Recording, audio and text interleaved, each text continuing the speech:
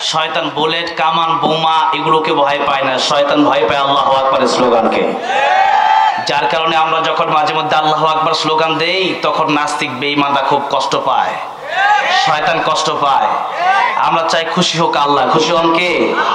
আল্লাহ খুশি তো মাল্লাহুল মাওলা ফালাহুল কুল। আল্লাহ খুশি তো দুনিয়ার কিচ্ছু চাই না। আল্লাহ যদি খুশি হয়ে যান পুরো পৃথিবী পায়ের তলে আসবে। কোথায় আসবে? পায়ের তলে পুরো পৃথিবী আসবে। আর আল্লাহ যদি নারাজ হয়ে যায় সবাই আপনার ভালোবাসতে পারে, এটা উপর দিয়ে ভালোবাসবে, ভিতর থেকে মহব্বত করবে না। উপর দিয়ে ভালোবাসা এক জিনিস, ভিতর থেকে ভালোবাসা আরেক জিনিস, ঠিক কিনা বলেন? আমরা যারা স্টেজে বসে কথা বলি আমাদেরকে সবাই, এই যুবক ভাইরা আমাদেরকে এখান থেকে ভালোবাসে, ঠিক কিনা বলেন? ভিতর থেকে ভালোবাসে। এই ভিতর থেকে ভালোবাসাটা হচ্ছে আসল ভালোবাসা। যখন সামনে আসলেন তখন বললাম ভাই কেমন আছেন, সেলুট দিলাম। আর যখন পিছনে চলে গেলেন তখন আপনার বিরুদ্ধে বদনাম করলাম। ক্ষমতায় আছেন আপনার প্রশংসা করলাম, ক্ষমতা থেকে চলে গেছেন আপনার বিরুদ্ধাচারণ শুরু করলাম। এটাকে ভালোবাসা বলে না, ঠিক কিনা বলেন? আল্লাহ তাআলা বলছেন, ও আমার দুনিয়ার বান্দারা, তোমাদেরকে আমি আল্লাহ সৃষ্টি করলাম, আমি আল্লাহ মৌত সৃষ্টি করলাম, হায়াত সৃষ্টি করলাম। কেন সৃষ্টি করলাম বান্দারে? আমি আল্লাহ রাব্বুল আমিন তোমাদেরকে পরীক্ষা করতে চাই, কে ভালো আমল করো আর কে মন্দ করো। ইন্নাল আবরারা ফি নাঈমি ওয়া ইন্নাল ফুজ্জারা লাফি জাহিম। কিয়ামতের কঠিন ময়দানে এই আমলনামা হাতে দেওয়া হবে। ইন্নাস সাআতা আতিয়াতুন আকাদু فيها لتجزى كل نفس بما تسعى। আল্লাহ পাক বলছেন কিয়ামতের ময়দান আমি এই জন্য কায়েম করব, কারণ হচ্ছে দুনিয়াতে মানুষ সঠিক বিচার পায় না, সবাই একরকম আমল করে না। কেউ হয় নামাজি আর কেউ হয় বেনামাজি, কেউ করে পর্দা কেউ করে না পর্দা, কেউ মানুষকে সাহায্য করে কেউ সাহায্য করে না, কেউ আমি আল্লাহকে ডাকে কেউ আমি আল্লাহকে ডাকে না। ও দুনিয়ার মানুষেরা, এই জন্যে আমি আল্লাহ কিয়ামতের মাঠ কায়েম করব। দুনিয়া যেহেতু পরীক্ষার হল, পরীক্ষা হলে পরে রেজাল্টের একটা সময় আসে না? আসে না? আসে। আল্লাহ তাআলা বলছেন কিয়ামতের কঠিন ময়দান, ওইটা হবে রেজাল্টের মাঠ, সেখানে রেজাল্ট দেওয়া হবে। আর দুনিয়াতে যদি রেজাল্ট দেওয়া হয়, এই দুনিয়ার রেজাল্টটা দেওয়ার পরে দুনিয়ার মানুষ কাঁদে অথবা হাসে, আবার অনেকের রেজাল্ট খারাপ হলেও পরে তার কোনো দুঃখ থাকে না। কিন্তু কিয়ামতের ময়দানে যার রেজাল্ট যেই রকম হবে, যার আমল যেরকম হবে তাকে ওই রকম ভাবেই রেজাল্ট দেওয়া হবে। যার আমলটা ভালো হবে ডান হাতে তাকে রেজাল্টটা দেওয়া হবে সুন্দরভাবে। যাকে ডান হাতে রেজাল্ট দেওয়া হবে লাফাইতে থাকবে কিয়ামতের ময়দানে, হেলতে থাকবে, দুলতে থাকবে, খুশিতে আনন্দে ওই জান্নাতের ভিতরে প্রবেশ করবে। বান্দার জন্য আটটা জান্নাতের দরওয়াজা খোলা। বান্দা যে ইচ্ছা দিয়ে প্রবেশ, ইচ্ছা যে যা ইচ্ছা সেই ইচ্ছা অনুযায়ী জান্নাতে প্রবেশ করতে পারবে। জান্নাতে যাওয়ার পরে আল্লাহ রাব্বুল আলামিন মৃত্যু নামক এই বস্তুটাকে আল্লাহ জবাই করে দিবে। মৃত্যু শেষ হয়ে যাবে। অনন্তকালের জন্য, জীবনের জন্য ওই জান্নাতের মেহমান আল্লাহ রাব্বুল আমিন যাদেরকে বানাবে, আল্লাহ রাব্বুল আমিন তাদের চেহারাটা ইউসুফ পয়গম্বরের মতো করে সুন্দর বানিয়ে দেবেন। দাউদ পয়গম্বরের মতো সুর কণ্ঠ আল্লাহ রাব্বুল আমিন দান করবেন। আমার পয়গম্বর রাহমাতুল লিল আলামিন সাইয়্যিদুল মুরসালিন খাতামুন নবীন, যার চরিত্রের ব্যাপারে আমার আল্লাহ রাব্বুল আমিন নিজেই ঘোষণা দিয়ে বলছেন, ওয়া ইন্নাকা লাআলা খুলুকিন আযীম। আমার হাবিব, আমার বন্ধু, আপনাকে এমন সুন্দর চরিত্র আমি আল্লাহ দান করলাম, যে চরিত্র দুনিয়ার কোনো মানুষকে আল্লাহ রাব্বুল আমিন দেয় নাই। এমন চরিত্র আল্লাহ রাব্বুল আমিন দান করেছেন। আমার আল্লাহ নিজের সিফতি নাম ব্যবহার করে আল্লাহ পাক আমার নবীকে বলেছেন কোরআনের আয়াতে, এত সুন্দর চরিত্র আপনাকে দান করেছি। আমার পয়গম্বর রাহমাতুল লিল আলামিন নবীজির মতো সুন্দর চরিত্র পৃথিবীতে কারো আছে নাকি? নবীজির মতো সুন্দর চরিত্র পৃথিবীতে কেউ দেখা যেতে পারে না, কিন্তু আপনি আমি নবীর উম্মত, কিন্তু আল্লাহর পয়গম্বর রাহমাতুল লিল আলামিনের মতো আমাদের চরিত্রটাকে আমরা বানাতে পারি না। ঠিক কিনা বলে?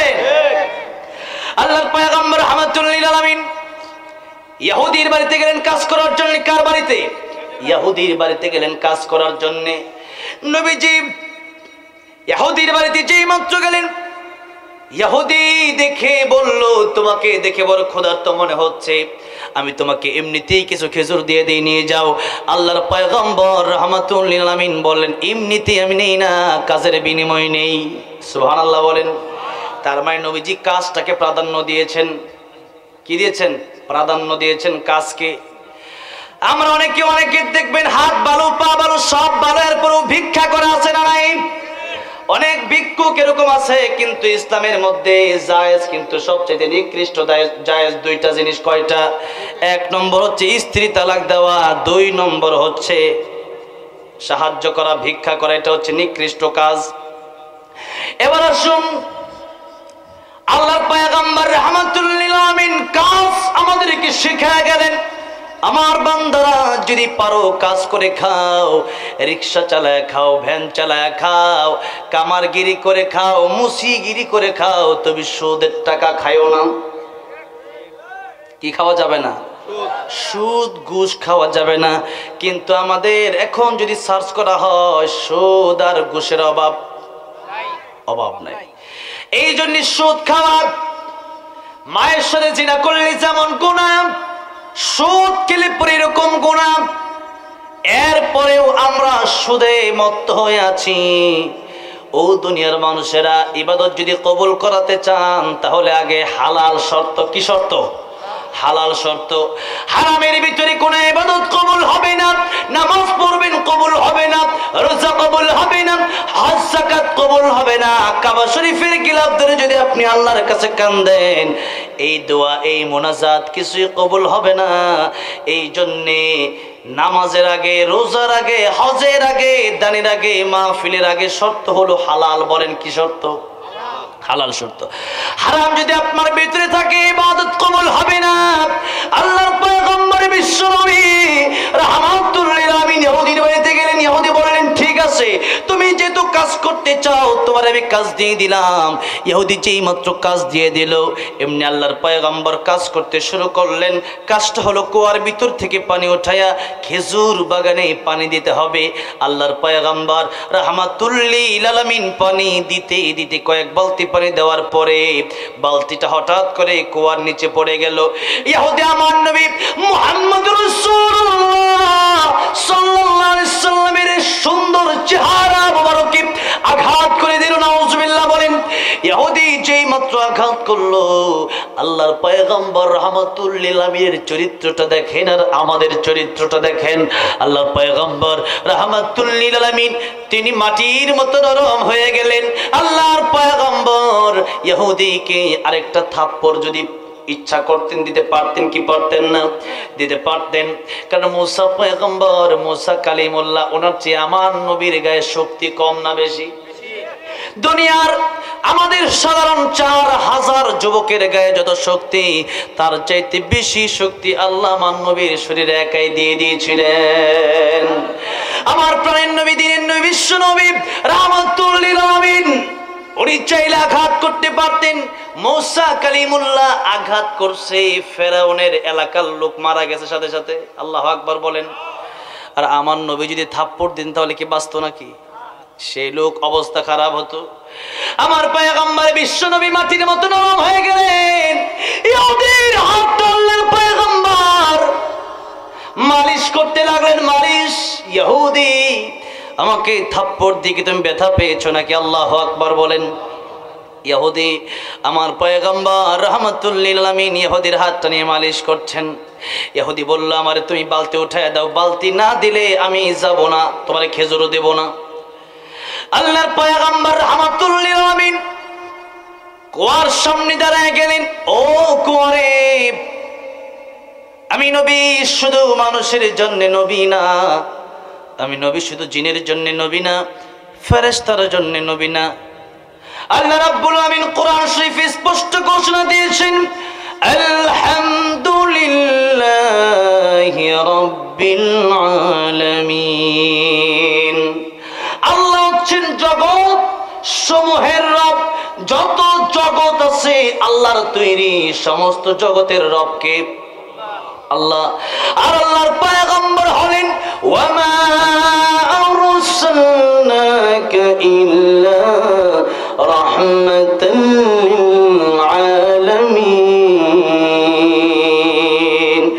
নবীজি বলেন করে দুনিয়ার যত মানুষ আছে, দানব আছে, জিন আছে, ফেরেশতা আছে, আল্লাহ সমস্ত জগৎ সমূহের মালিক, আল্লাহ সমস্ত জগৎ সমূহের রব। আর আমি নবী আল্লাহ যত জায়গার জন্য রব, আমি নবী তত জায়গার জন্য রাহমাতাল লিল আলামিন। রাহমাতাল লিল আলামিন নবী কোরআনে প্রমাণ, আশিক বিনে কে বুঝিবে আমার দয়ার নবীর শান। বলেন না রাহমাতুল লিল মিন নবী, রাহমাতুল লিল আলামিন নবী কোরআনে প্রমাণ, আশিক বিনে কে বুঝিবে আমার দয়ার নবীর শান। নবী আমার মদিনারি বলবো,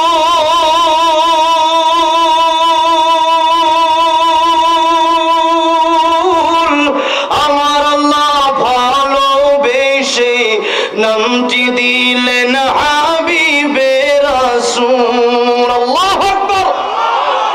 নবী আমার মদিনারি বলবো,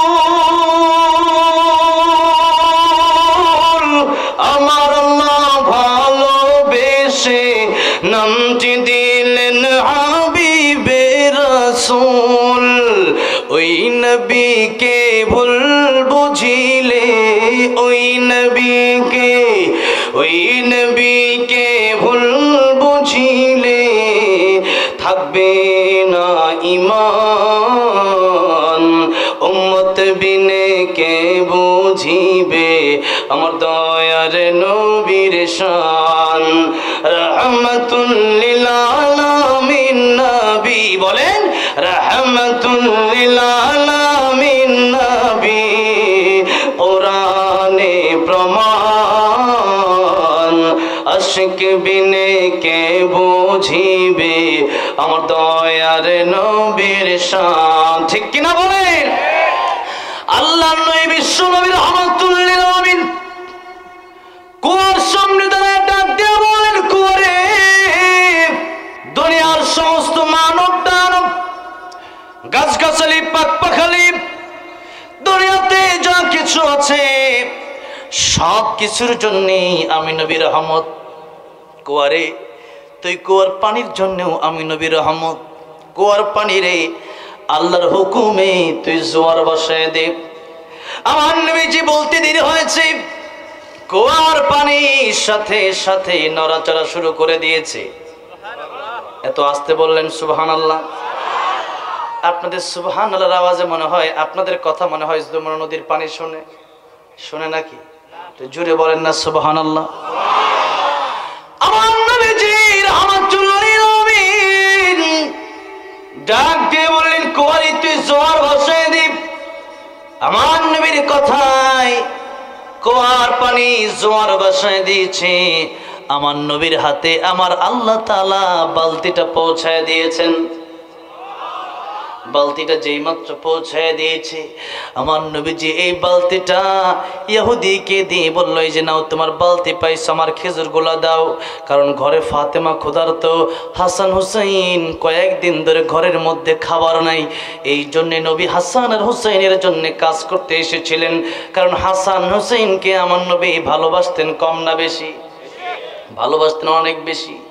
হুসাইন রাদিয়াল্লাহু আনহু, হাসান রাদিয়াল্লাহু আনহু, তারা নবীজি কেউ ভালোবাসতেন, নবীও তাদেরকে ভালোবাসতেন। হাসান আর হুসাইনের চেহারার ভিতরে আমার নবীজির চেহারার ঘ্রাণ পাওয়া যেত। সুবহানাল্লাহ। হাসান হুসাইন রাদিয়াল্লাহু আনহুমার জন্য আল্লাহর পয়গম্বর রাহমাতুল লিল ইহুদির বাড়িতে কাজ করার পরে আমার নবীজি খেজুরগুলা নিয়ে গেলেন ফাতেমার ঘরে। এদিকে ইহুদির মাথা ঠিক নাই, ইহুদি চিন্তা করে কাকে মারলাম, কাকে আঘাত করলাম। যে বিশ্বনবী রাহমাতুল লিল আলামিন, যার কথা শুনেছি আখির পয়গম্বর, তিনি মনে হয় সে রাহমাতুল লিল আলামিন। আর নয়তো কুয়ার পানি তার কথা শুনবে কেন? কুয়ার পানি তো তার কথা শোনার কথা ছিল না। সাধারণ মানুষের কথা তো কুয়ার পানি শুনবে না, অবশ্যই তিনি রাহমাতুল লিল আলামিন হবে। স্ত্রীর কাছে গেলেন, ঘটনা বর্ণনা করলেন। স্ত্রী ডাক দিয়ে বলল, স্বামী রে, মারাত্মক অন্যায় করে ফেলেছ, মারাত্মক ভুল করে ফেলেছ স্বামী, এই ভুলের কোনো ক্ষমা হতে পারে না। যাও বিশ্বনবীর দরবারে যাও, আল্লাহর পয়গম্বরের দরবার থেকে ক্ষমা চেয়ে আসো। স্বামীর মাথা নষ্ট হয়ে গেছে, কার গালে আমি থাপ্পড় দিলাম? সেই নয় বিশ্বনবীর গালে আমি যে থাপ্পড় দিলাম, আমার এই হাত তো নষ্ট হবে।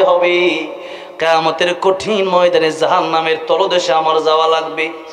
সুতরাং বড় অন্যায় করে ফেলেছি, বড় ভুল করে ফেলেছি। ইহুদি আল্লাহর পয়গম্বর বিশ্বনবী রাহমাতুল লিল আলামিনের দরবারে আসবেন ঠিক, এক হাতে তরবারি নিলেন, আরেকটা হাত এভাবে একটা কোপ দিয়ে হাতটা কেটে ফেললেন। এই হাতটা কেটে আবার এই হাতটা একটা গাঠুরিতেই বললেন, একটা ব্যাগে বললেন অথবা বস্তায় বললেন। এই হাতটা আল্লাহর পয়গম্বর রাহমাতুল লিল আলামিনের দরবারে তিনি নিয়ে গেলেন। আল্লাহর পয়গম্বরকে ডাক দিয়ে বলতেছেন, আসসালাতু ওয়াসসালামু আলাইকা ইয়া রাসূলুল্লাহ, আসসালাতু ওয়াসসালামু আলাইকা ইয়া হাবিবাল্লাহ। ওগো নবীজি, আপনার দরবারে এসেছি, আমি ইহুদি, আমি যে আপনারে থাপ্পড় দিয়েছিলাম। আল্লাহর পয়গম্বর ঘরে ঢোকার জন্য পারমিশন দিয়ে দিলে পরে ইহুদি ঘরে ইহুদি ঘরের ভিতরে প্রবেশ করলো। আল্লাহর পয়গম্বর রাহমাতুল লিল আলামিন ডেকে বলল, ইহুদি কেন এসেছো? ইহুদি ডাক দিয়ে বলল, ইয়া রাসূলুল্লাহ, ইয়া হাবিবাল্লাহ, এই যে দেখেন আপনাকে যে থাপ্পড় দিয়েছিলাম, হাতটা আমি কেটের পরে আপনার কাছে এসেছি, ভুল বুঝতে পেরেছি, আমার অন্যায় হয়েছে। ইয়া রাসূলুল্লাহ, ইয়া হাবিবাল্লাহ, আপনি কি আমারে ক্ষমা করতে পারেন না? আল্লাহর পয়গম্বর ডাক দিয়ে বলেন, ইহুদি, যদি তুমি কালিমা পড়ে নাও, আমি নবী এই মুহূর্তে তোমারে ক্ষমা করে দেব। ইহুদি ডাক দিয়ে বলল, ইয়া রাসূলুল্লাহ, আল্লাহকে ক্ষমা করবেন। আমার পয়গম্বরটি কি বললেন, ইহুদি, আমি শুধু একা ক্ষমা করব না, কালিমা পড়ে যদি মুসলমান হয়ে যাও, আমার আল্লাহ রাব্বুল আমিন সহ তোমারে ক্ষমা করে দিবেন।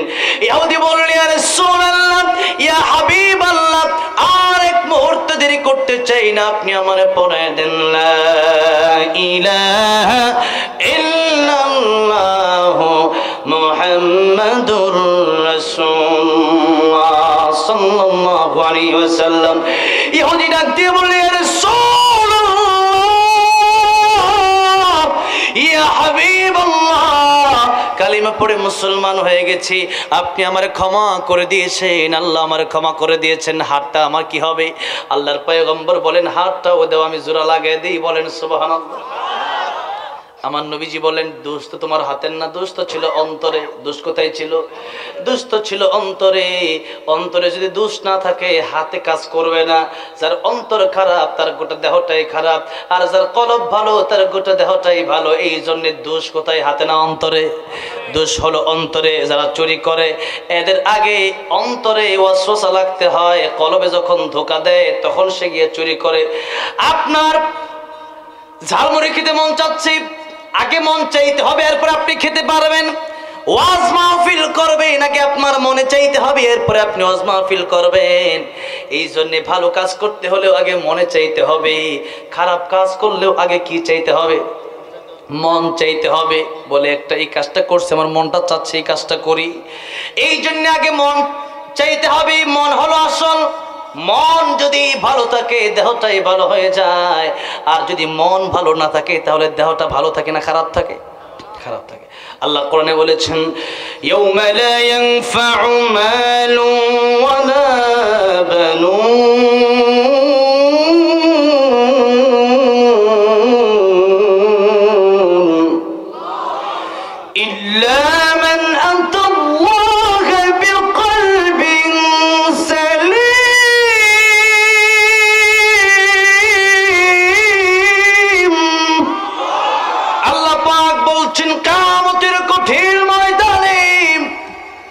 মাল সম্পদ সন্তানাদি কিছুই কাজে আসবে না।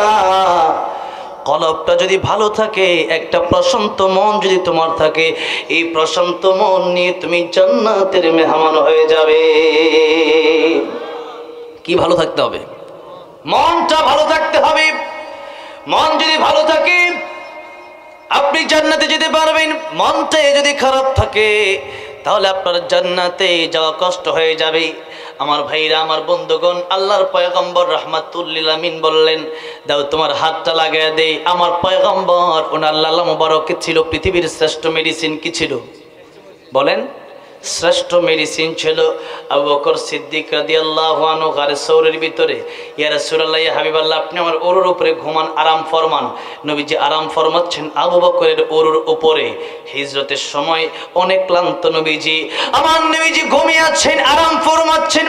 এইদিকে আবু বকর সিদ্দিক রাদিয়াল্লাহু আনহুর পায়ে যখন সাপে দংশন করলো, আবু বকরের ব্যথায় চোখে চোখ দিয়ে 1 ফোঁটা বা 2 ফোঁটা পানি পড়লো। আমার নবীজির সুন্দর চেহারা মোবারকে যেই মাত্র পানি পড়লো, নবীজির ঘুম ভেঙে গেছে। আল্লাহর পয়গম্বর রাহমাতুল লিল আলামিন ডাক দিয়ে বললেন, আবু বকর, বাড়ির কথা কি মনে পড়েছে নাকি? আবু বকর সিদ্দিক রাদিয়াল্লাহু আনহু বলেন, ইয়া রাসূলুল্লাহ, ইয়া হাবিবাল্লাহ, লা ইউমিনু আহাদুকুম হাত্তা আকুনা হাব্বা ইলাইহি মিন ওয়ালিদিহি ওয়া ওয়ালাদিহি ওয়ান নাসি আজমাইন।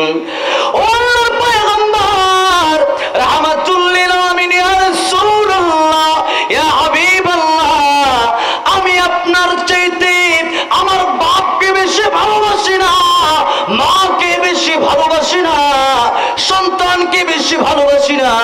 আমি তো আপনার উম্মত। নবীজি বলেন, আমার উম্মত ততক্ষণ পর্যন্ত পরিপূর্ণ ঈমানদার হওয়া যাবে না যতক্ষণ পর্যন্ত তোমাদের পিতা, তোমাদের মাতা, তোমাদের সন্তান, তোমাদের ভাই বোন, আত্মীয় স্বজন, তামাম পৃথিবীর চাইতে যদি তোমরা আমি নবীকে বেশি ভালো না বাসো। এই জন্য দেখবেন মাঝে মধ্যে আমাদেরকে গালি দিয়ে আমরা কিছুই বলি না, আমাদের পিতা মাতাকে গালি দিয়ে কিছুই বলি না, কিন্তু আল্লাহ রাসূলকে নিয়ে যদি কেউ কটূক্তি করে জিহ্বা টেনে ছেড়া হবে। আমার ভাইরা, আমার বন্ধুগণ ও যুবকেরা, যদি কোনো ব্যক্তি আমাদেরকে গালি দেয়, আমরা বলি ঠিক আছে, গালি দাও, মজা পাও, কোনো সমস্যা নাই। মাকে নিয়ে দিছো, এত বেশি কষ্ট পাই নাই, কষ্ট পাইছি কিন্তু বেশি পাই নাই। আমার বাবাকে নিয়ে দিয়েছো, কষ্ট পেয়েছি কিন্তু বেশি কষ্ট পাই নাই। কিন্তু আল্লাহর পয়গম্বর রাহমাতুল্লাহ আলাইহিন, ওনাকে যদি কেউ গালি দেয়, ওনাকে নিয়ে যদি কেউ কটূক্তি করে, যুবকরা, জিহাদের ময়দানে যেতে আমরা দেরি করতে পারি না। আমার যুবক ভাইরে, চলে বিশেষ করে আপনাদেরকে বলতে চাই, যখনই কোনো কথা, এরকম কোনো কথা শুনবেন যে আল্লাহ, ইসলাম, কোরআন, আমার পয়গম্বর রাহমাতুল লিল আলামিন, আমার নবীকে নিয়ে যখন শুনবেন কটূক্তি করা হয়েছে, বা আমার নবীকে যখন শুনবেন গালি দিয়েছে, তখন কি করে বসে থাকার সময় নাকি কাফনের কাপড় মাথায় দিয়ে বের হওয়ার সময়? কাফনের কাপড় মাথায় দিয়ে বের হয়ে যেতে হবে। মরলে শহীদ হয়ে যাব, বাঁচলে কাজে হয়ে যাব। মুসলমান বীরের জাতি, মুসলমান শেয়ারের জাতি নয়। মুসলমান আল্লাহর পক্ষে, রাসূলের পক্ষে জিহাদ করতে, জিহাদের ময়দানে যেতে কার কার জি দুই হাত তুলে আল্লাহকে দেখা।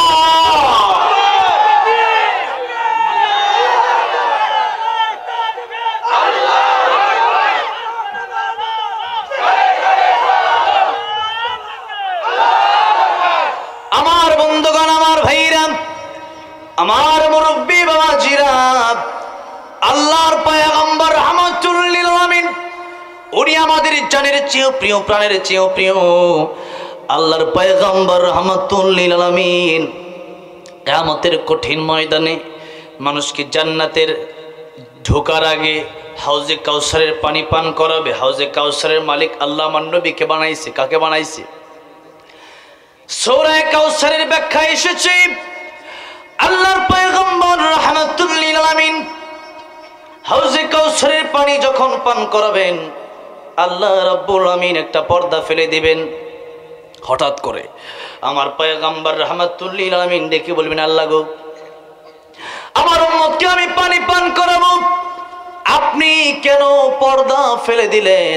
আমার উম্মতকে কি পানি পান করাতে পারবো না? আল্লাহ রাব্বুল আমিন ডেকে বলবেন, পয়গম্বর ও আমার হাবিব, আপনি পানি পান করাতে পারবেন, আপনি হাউজে কাউসারে পানি পান করাবেন, কিন্তু যারা আজকে ভণ্ডামি করবে, যারা আজকে বাটপারে করবে, অর্থাৎ মুনাফিকি যাদের অন্তরে আছে, দুনিয়াতে দাবি করতো আপনার উম্মত, কিন্তু আসলে আপনার বিরুদ্ধাচারণ করত। এক কাপ চায়ের জন্য আপনাকে ভুলে যেতে তারা দেরি করে নাই, মাত্র 500 টাকার জন্য আপনাকে তারা ভুলে গিয়েছিল। এরকম ভণ্ড উম্মত মুনাফিক এখনো আছে না নাই? আল্লাহর পয়গম্বর রাহমাতুল লিল আলামিন ওনার পেছনে নামাজ পড়ে, পাগড়ি পরে, জুব্বা পরে, কিন্তু জিবরাইল আলাইহিস সালাম লিস্ট নিয়ে আসতেন, ইয়া রাসূলুল্লাহ মুনাফিকের লিস্ট এই যে ধরেন।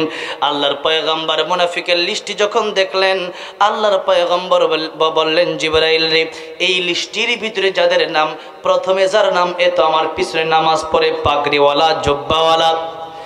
জিবরাইল ডেকে বলেন, ইয়া রাসূলুল্লাহ, পাগড়ি পরলেই বড় মুত্তাকি হওয়া যায় না, জুব্বা পরলে বড় মুত্তাকি হওয়া যায় না, বড় বড় দাড়ি থাকলে বড় বড় মুত্তাকি হওয়া যায় না। যদি হওয়া যেত, রবীন্দ্রনাথ ঠাকুরের দাড়ি কিন্তু ছিল, দাড়ি মোজ সবই বড় ছিল, কিন্তু সে কি বুজুর্গ নাকি?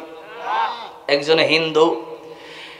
এরপরে সৌদি আরবে গেলে মাঝে মধ্যে দেখা যায় অনেকে জুব্বা পরে, জুব্বার নিচে দেখা যায় তাদের পায়জামা নাই। জুব্বার নিচে কি নাই? মদিনাতুল মুনাওয়ারায় আমি যখন গেলাম, 2 জন লোক হাঁটতেছিল জুব্বা আঙ্গায়া, এরা জুব্বা পরেই থাকে, এদের স্টাইল হচ্ছে জুব্বা।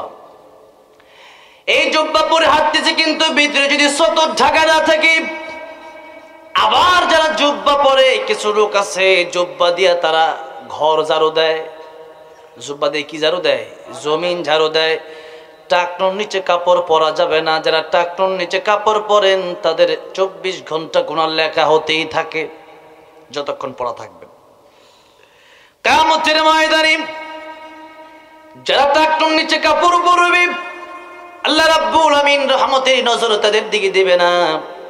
শুধু তাই না, যারা নেশা করবে, নেশা কি করবে? মাদক আছে না নাই? বিড়ি সিগারেট তো মনে হয় দোকানে চলেই না, বিড়ি ছাড়া কত দোকানও চলে না, ঠিক কিনা বলেন? এই জন্য আবার অনেকেই ফতোয়াও দিচ্ছে যে বিড়ি খাওয়া হলো মাকরুহ। কত রকম যে ফতোয়া আসতেছে। আমার ভাইরা, আমার বন্ধুগণ, বিড়ি খাওয়া, গাঁজা খাওয়া, মদ খাওয়া, ইয়াবা খাওয়া, যা কিছুই বলেন না কেন, মাদকের সাথে যারা জড়িত থাকবেন এখন থেকে ছেড়ে দেন। এই মুহূর্তে যদি আপনার মরণ হয়ে যায়, আল্লাহর রহমত আপনার দিকে আসবে না, জাহান্নামের আগুনে জ্বলতে হবে।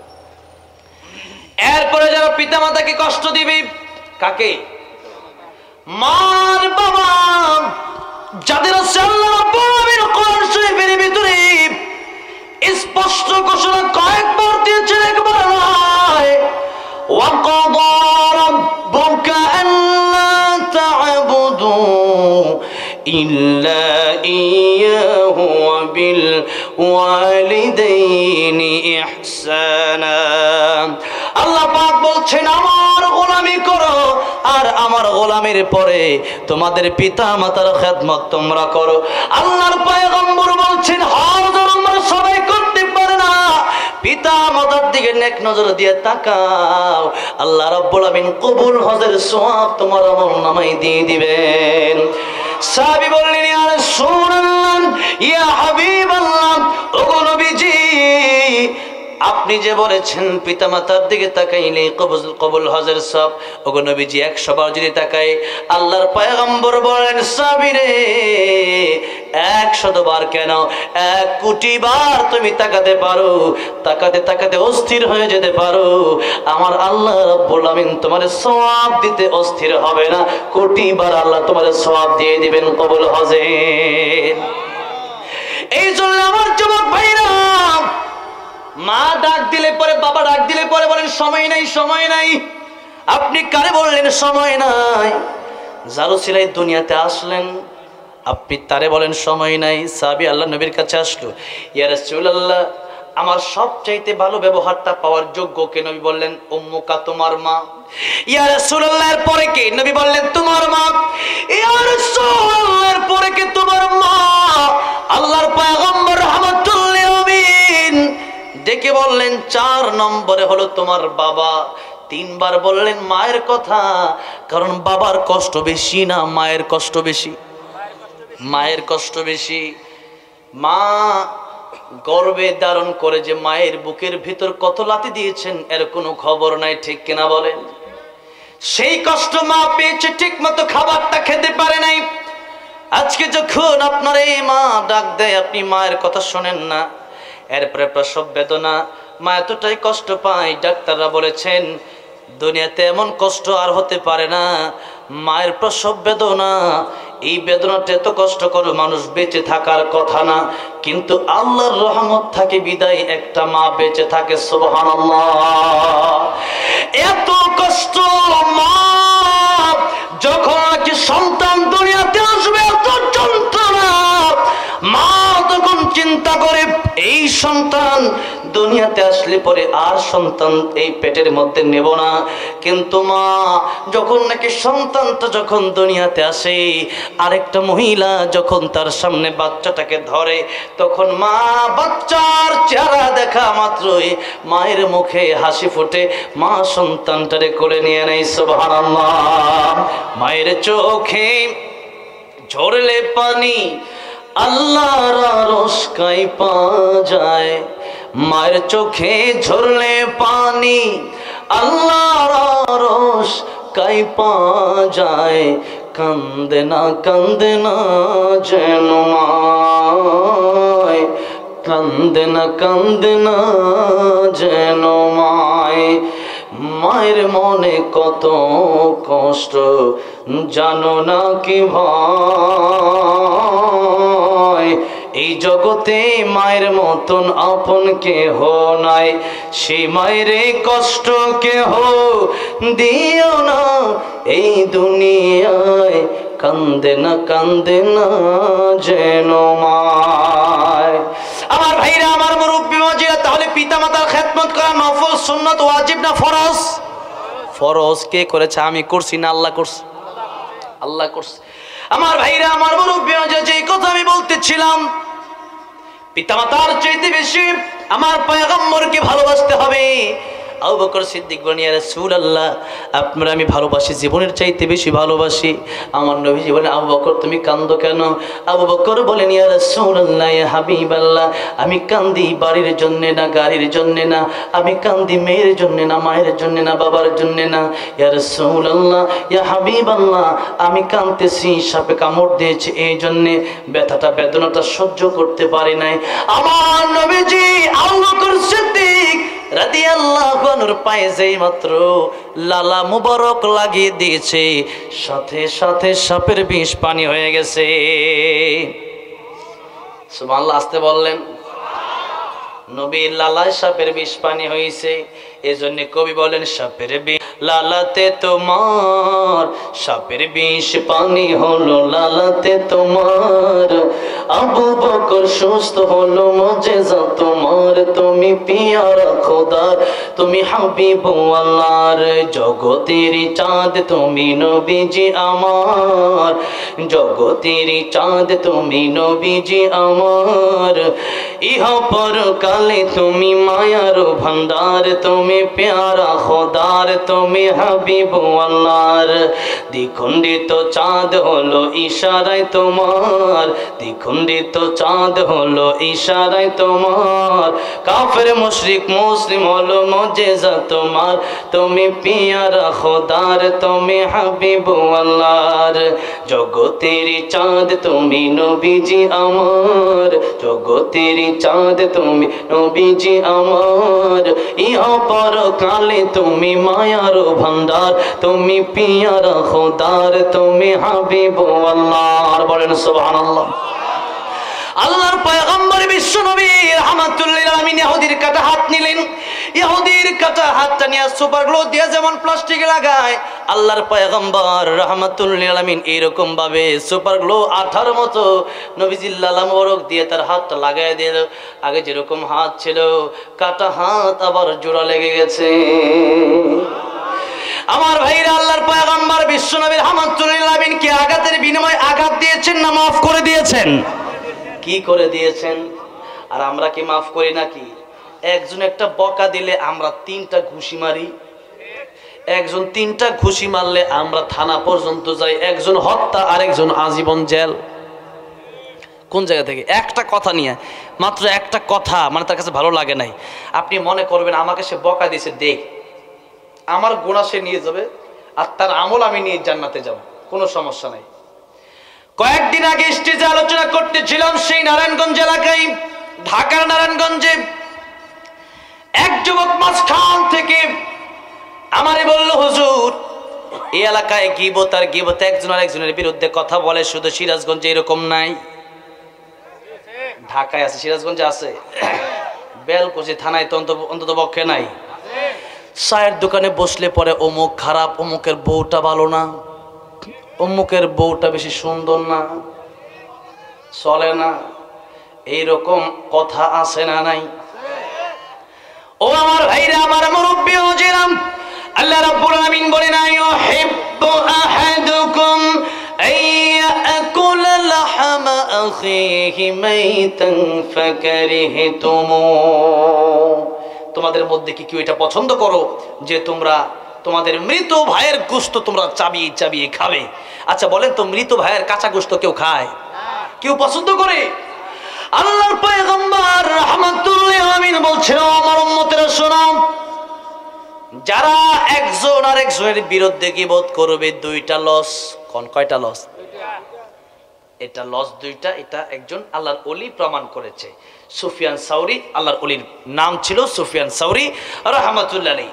উনি ওনার খাদেমকে বললেন, যাও আমার গীবত, আমার বিরুদ্ধে যে ব্যক্তি বদনাম করে তারা কিছু হাদিয়া দিলাম, দিয়ে আসো।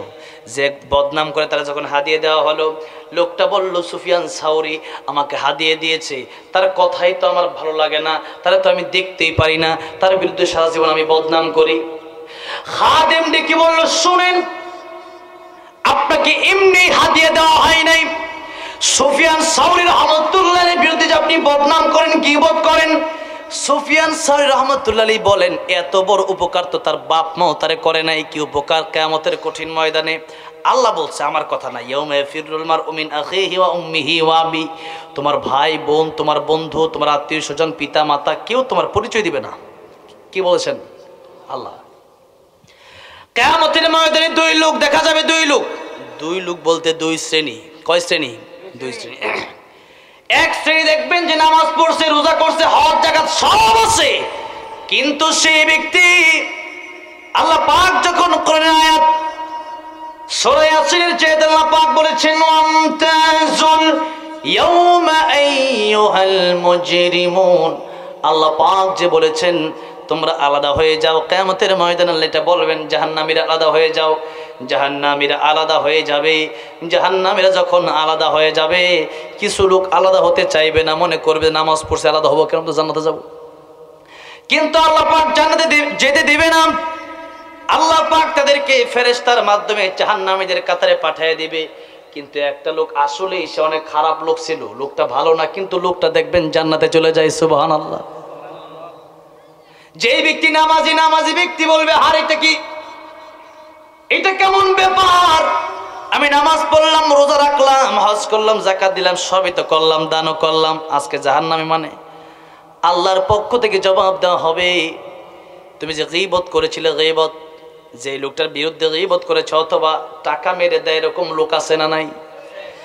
নেওয়ার সময় দেখবেন খুব ভালো, 20,000, 30,000, 50,000, আর আপনি যখন চাইতে যাবেন মনে হবে আপনি তার চাকর। এরকম আছে না নাই? তাকে খুঁজেই পাওয়া যায় না, মোবাইল অফ করে রাখে, ফোন দিলে ফোন ধরে না। এরপরে বলে, আমি কি মরে গেছি না, কি তোমার টাকা তো দিব, এত পাগল হওয়া লাগে? আর নেওয়ার সময় এসে বলছে, ভাই দিবেন ভাই। এটা হলো আমাদের দেশের অবস্থা। এই জন্য যারা হক মেরে খাবেন অথবা গীবত করবেন, কিয়ামতের কঠিন ময়দানে আল্লাহর কাছে যার বিরুদ্ধে আপনি গীবত করতেন ব্যক্তিরা বিচার দায়ের করবে, আল্লাহ আমার বিরুদ্ধে অনেক গীবত করছে। আল্লাহ বলবেন এখন কি করা দরকার, আল্লাহ কি করব? দুনিয়াতে তো কেউ তারা শাস্তি দেয় নাই। আল্লাহ বলবেন ইন্না সাআতা আতিয়াতুন আকাদু উফিহা লিতুজজা কুল্লু নাফসিন বিমা তাসআ। আমার বান্দারে কিয়ামত তো কায়েম করছে এই জন্য, অনেক গরিবের অনেক সময় বিচার পায় না, ঠিক কিনা বলেন? এই কিয়ামতের মাঠ কায়েম হয়েছে বিচার করার জন্য, বিচার করব, রেজাল্ট দেব।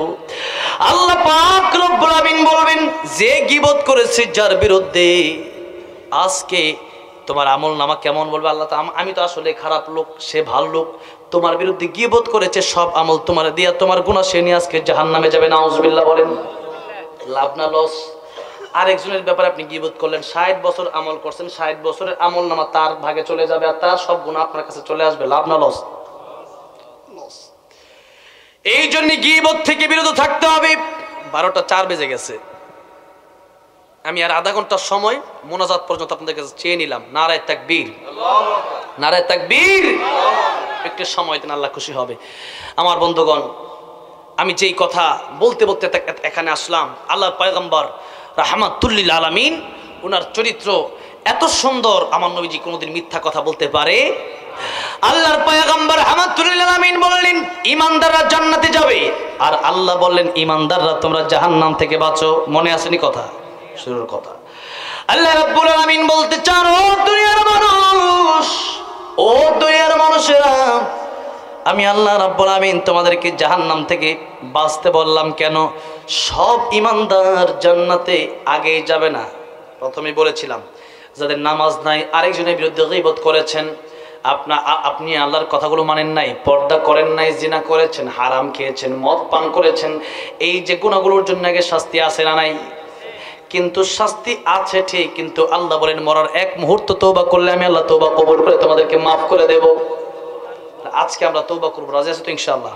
বলেন ইনশাআল্লাহ। এবার আসেন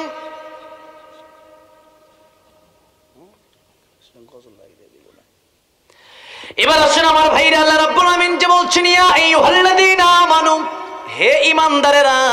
কোন ঈমানদার? যে ঈমানদার জান্নাতে যাবে ঠিক, কিন্তু তার আগে জাহান্নামে জ্বলা লাগবে। এখন আল্লাহ রাব্বুল আমিন বলছেন ইয়া আইয়ুহাল্লাযীনা আমানু কু আনফুসাকুম ওয়া আহলিকুম নারা। হে ঈমানদার, তোমরা জাহান্নামের আগুন থেকে বাঁচো। আচ্ছা, যারা উলামায়ে কেরাম আছেন তারা একটু আমার জবাব দিবেন, নারা শব্দের অর্থটা কি? আগুন। নারা শব্দের অর্থ কি বলেন? আগুন। আচ্ছা, কোরআন শরীফে জাহান্নাম শব্দ আছে না নাই?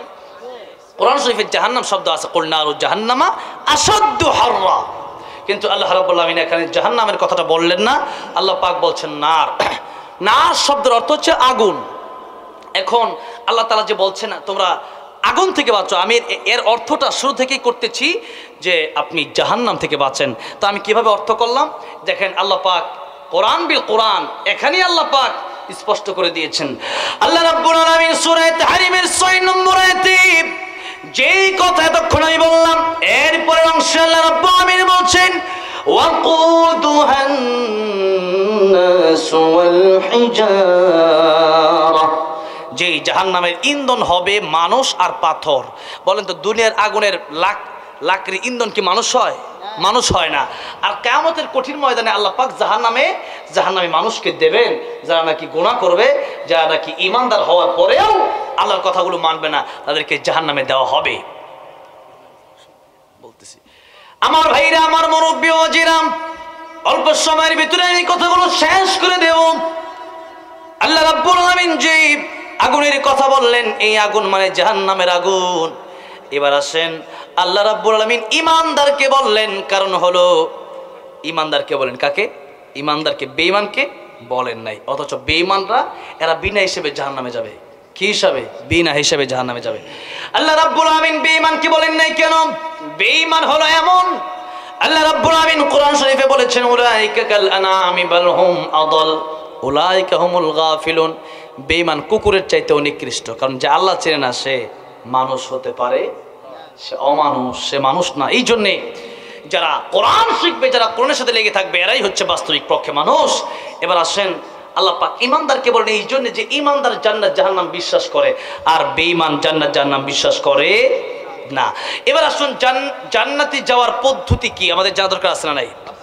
জান্নাতে যাওয়ার পদ্ধতি হলো কোরআন এবং সুন্নাহ আমাদের জীবনে বাস্তবায়ন করতে হবে, গুনাহ ছেড়ে দিতে হবে। কি বললাম? কোরআন সুন্নাহ আমাদের জীবনে বাস্তবায়ন করতে হবে, গুনাহ ছেড়ে দিতে হবে। আল্লাহ তাআলা আমাদেরকে কোরআন সুন্নাহ ভিত্তিক জীবন গড়ার তৌফিক দান করেন, জোরে বলেন আমিন। আমি এখন আমার আলোচনা শেষ, আর অনেক আলোচনা করতাম কিন্তু আপনাদের ধৈর্যের বাঁধ ভেঙে যাবে। এখানে যারা আছেন আপনারা মাহফিলে অনেকে আসছেন, যুবক ভাড়া আসছেন যে আমার গজল শুনবেন, কিছু গজল তো আমাকে বলেই দেওয়া হয়েছে, এই যে এই গজল আপনি মাহফিল শেষে গাইবেন। গজল শুনবেন কারা কারা? সবাই শুনবেন, ঠিক আছে। আমি অলরেডি আমার কাছে যে এই যে চিরকুটগুলো এসেছে, কাগজগুলো এসেছে,